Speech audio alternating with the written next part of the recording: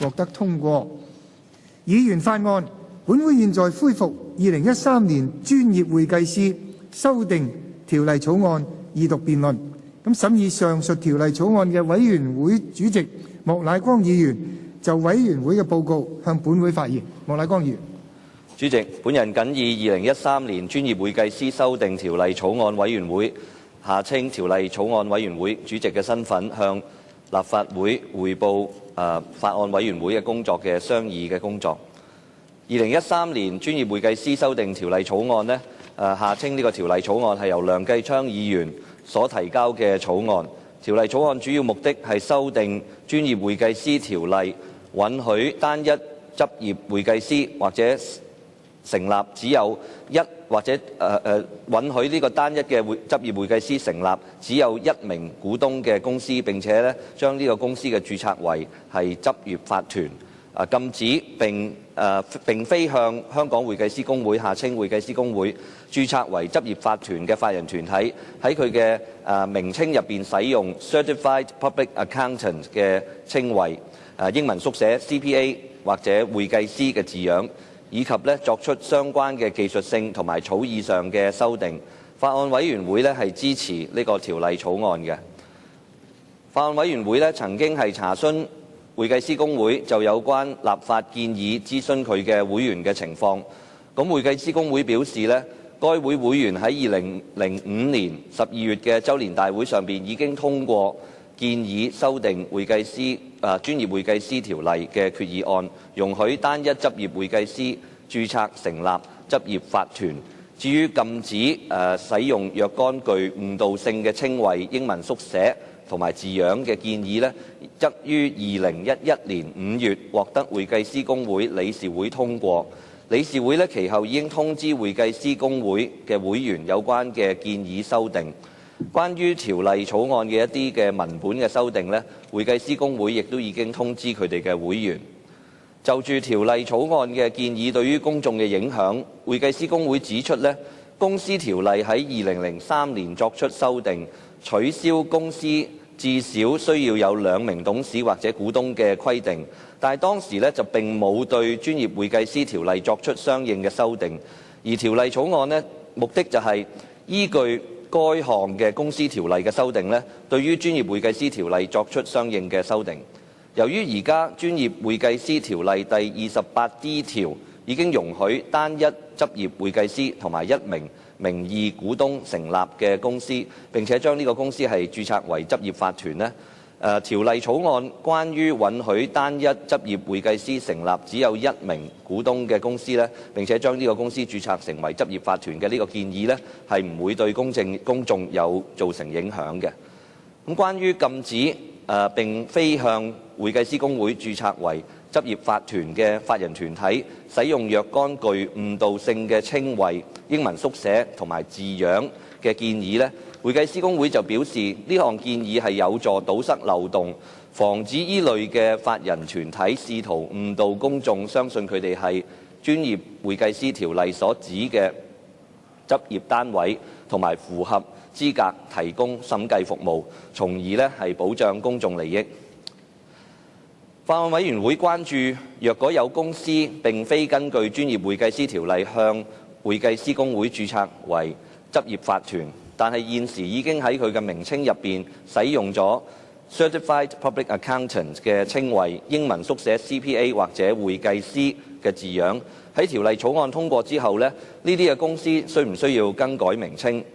會計師公會就指出，自從該會喺幾年前同公司註冊處商討之後並非根據專業會計師條例向會計師公會註冊為執業法團嘅公司，除非佢哋已經係就佢嘅名稱獲得會計師公會嘅事先批准，並且向公司註冊處出示有關嘅批准，否則係唔可以喺佢哋向公司註冊處註冊名稱入邊使用上述嘅稱謂、英文縮寫同埋字樣。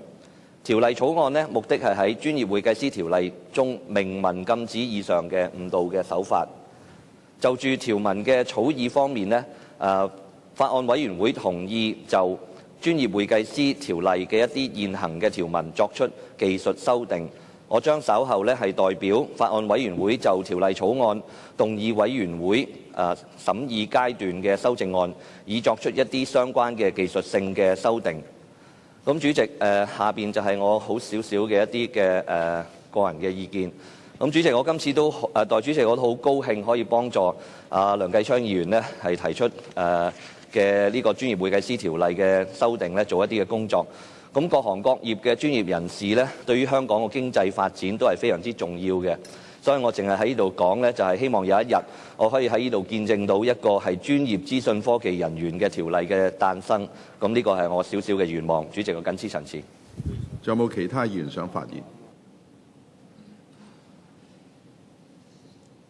如果冇，我就現在請梁繼昌議員發言答辯。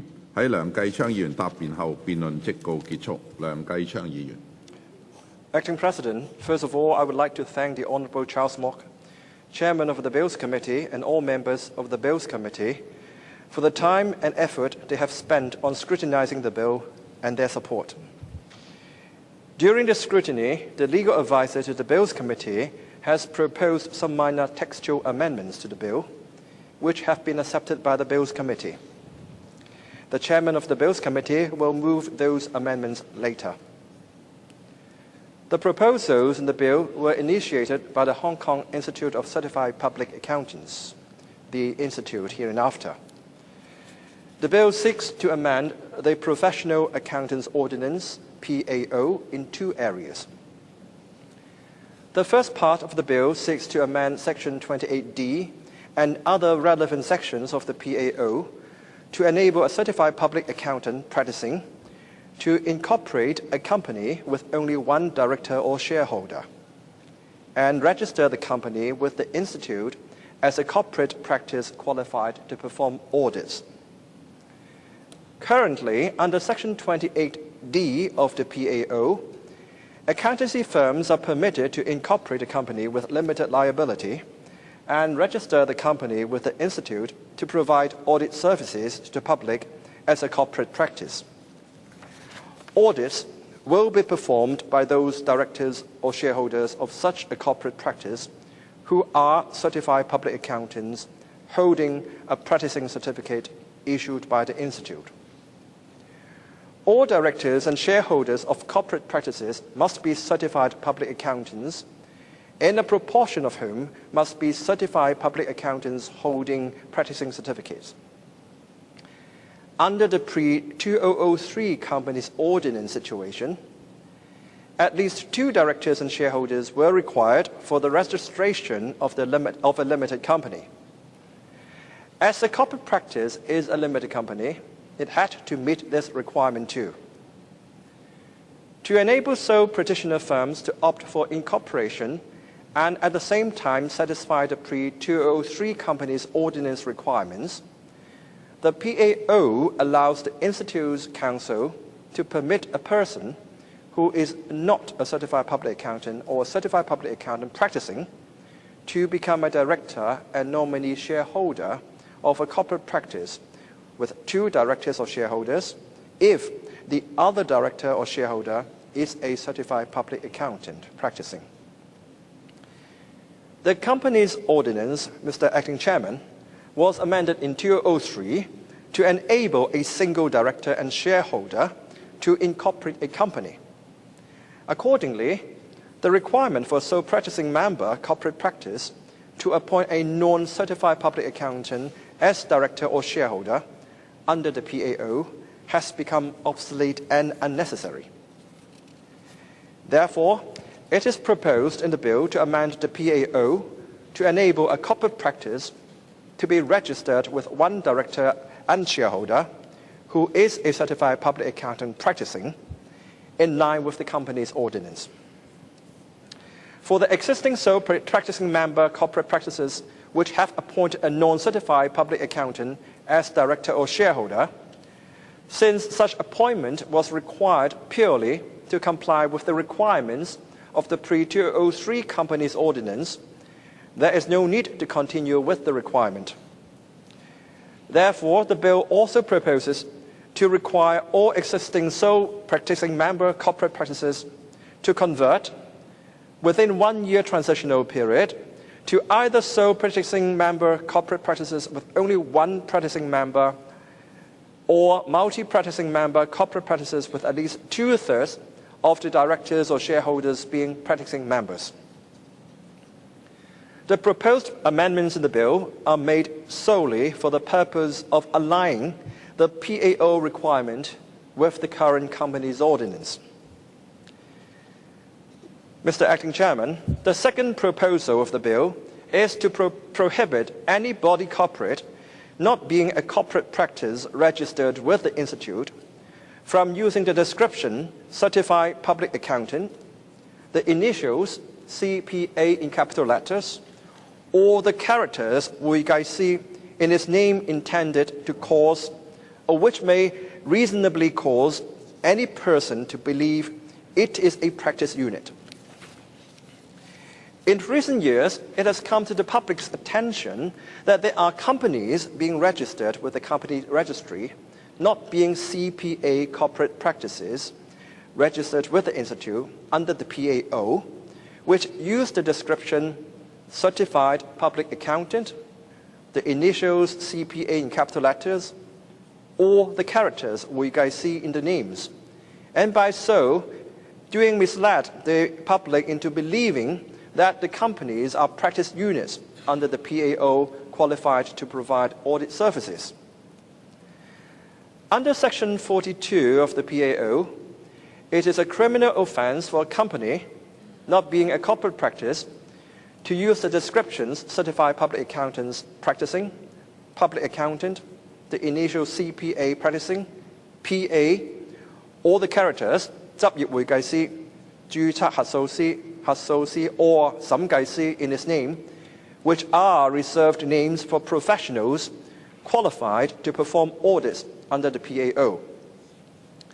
However, as the current Section 42 does not prohibit companies from using the description Certified Public Accountant, the initial CPA in capital letters, or the characters 會計師 in the names, companies may therefore be able to use such description with the intention of causing any person in the public to believe that they are practice units.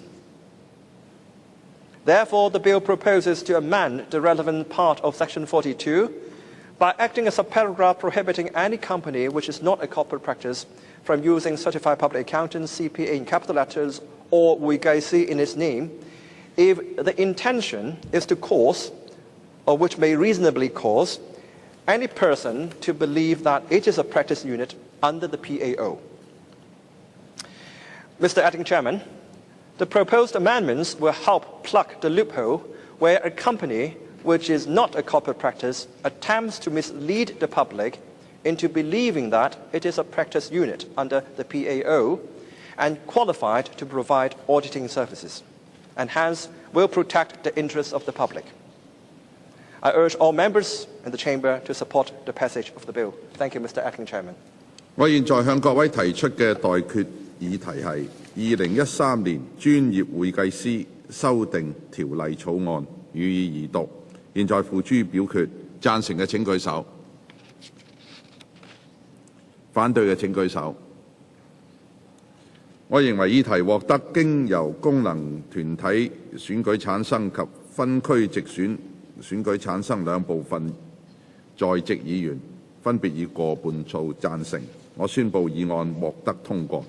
2013年專業會計師修訂條例草案。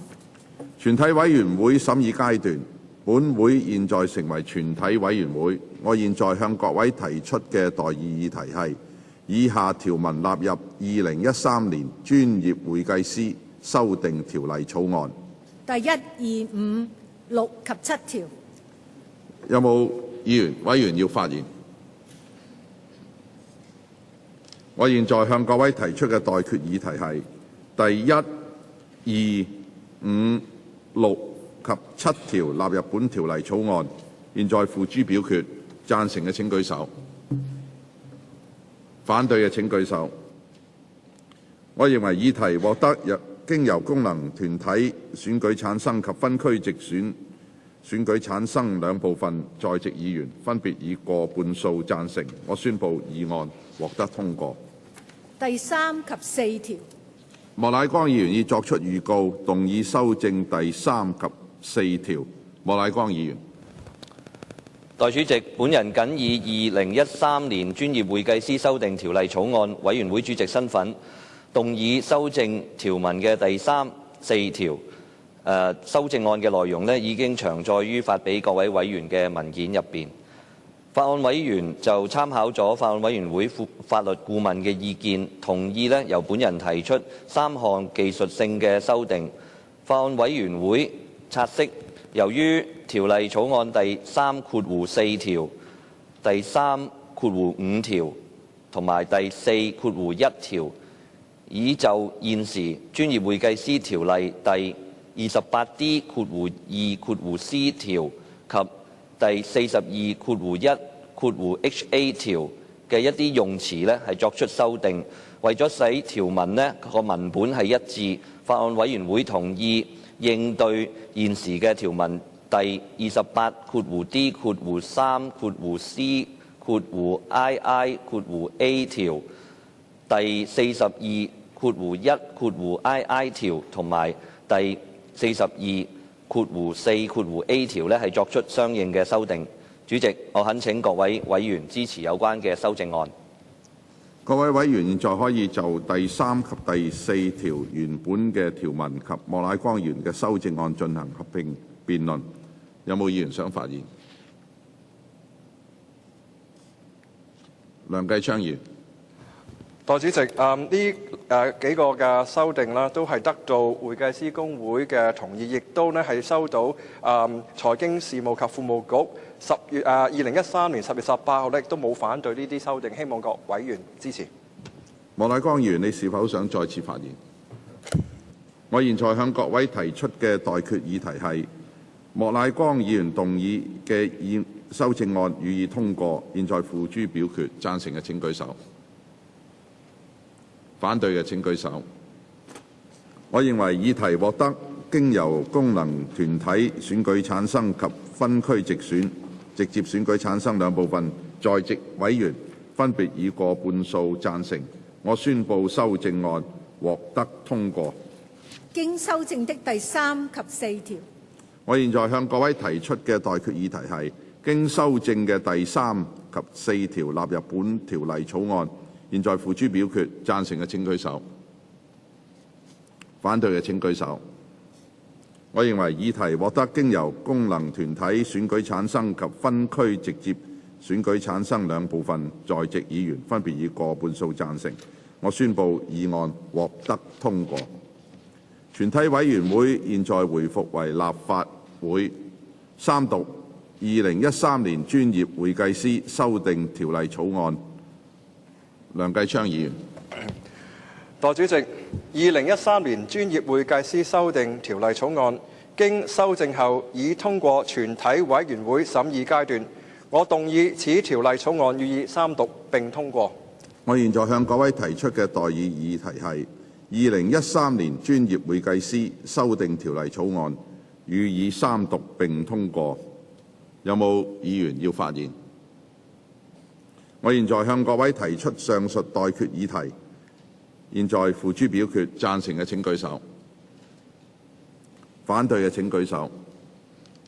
我認為議題獲得經由功能團體選舉產生及分區直接選舉產生兩部分在席議員分別以過半數贊成。我宣布議案獲得通過。2013年專業會計師修訂條例草案。議員議案。